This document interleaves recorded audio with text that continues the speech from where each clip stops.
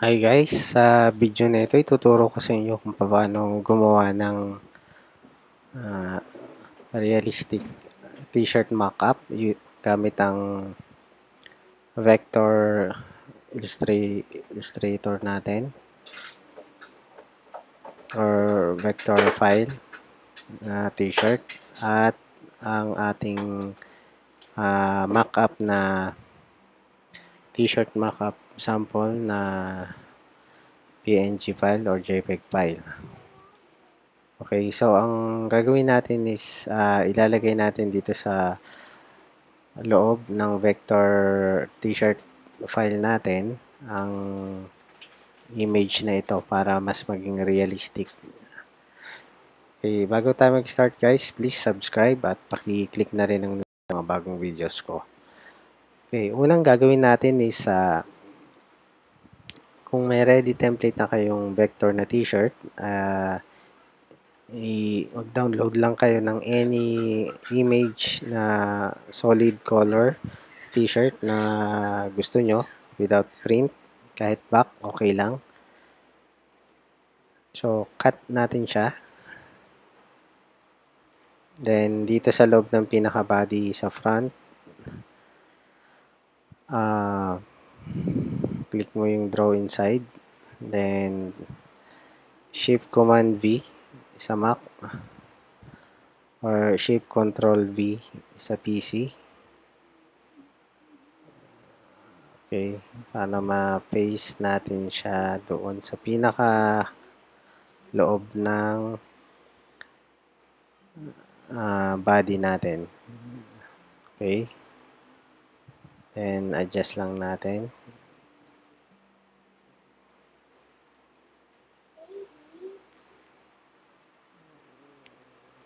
Okay. So, copy. Once na okay na, double click sa labas. Then, sa sleeve, ganun din, draw inside. And, Command Shift V ulit. Ganun din dito sa kabila. Command Shift B. Oops.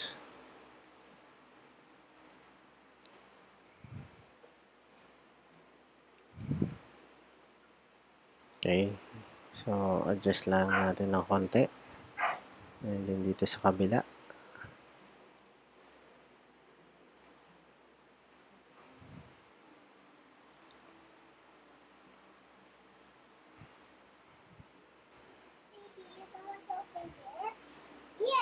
Okay.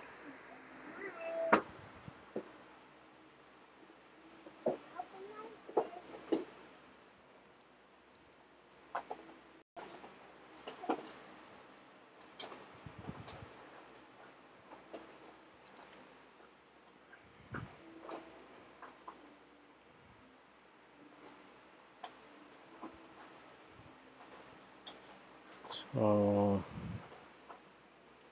ganun din yung gagawin natin dito sa back. Draw inside. Pwede ring Control V.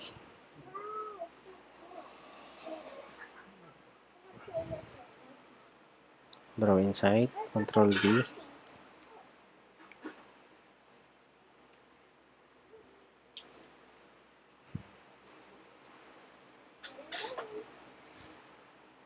So, huwag niyong kalimutan mag-click sa labas.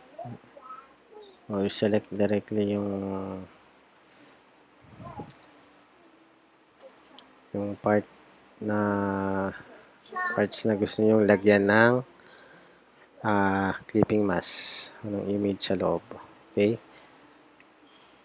Ngayon, maglalagay tayo ng symbol artwork sa harap. Papakita ko sa inyo is sample artwork na parang water base or soft hand feel na print effect look. Okay.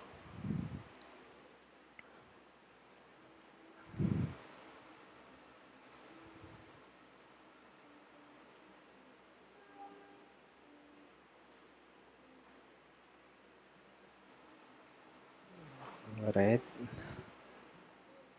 Then, okay, gawin natin 27. Okay, any artwork, pwede nyong ilagay rito. Especially vector. Then, ang gagawin nyo sa vector file, once na meron na kayong file na nailagay, ilabas nyo lang yung sa window, ilabas nyo yung transparency.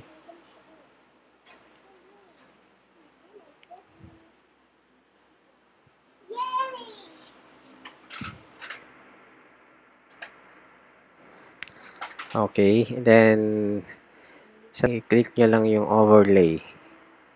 Okay, so kung napansin nyo masyado siyang light, pero makikita nyo na halos lumalabas na yung effect na gusto natin. So, ang gawin nyo is duplicate nyo lang o copy paste, Control C, Control F, Control C, Control F ulit, Command C, Command F. So, ayan, base look o silk screen print effect sa so, mas naging realistic siya compare sa flat lang na image kanina. So, any vector, pwede nyong ilagay rito para may mag-blend siya doon sa so, again, transparency, then overlay, then times 3 na image. Nasa inyo rin kung gusto niyo medyo mas light pa. So, depende sa effect na gusto nyo. So, I hope guys may natutunan kayo sa simple tutorial na ito. I hope mag-subscribe kayo at pakiclick na rin ang notification bell para laging kayo updated sa mga bagong videos ko. Thanks guys!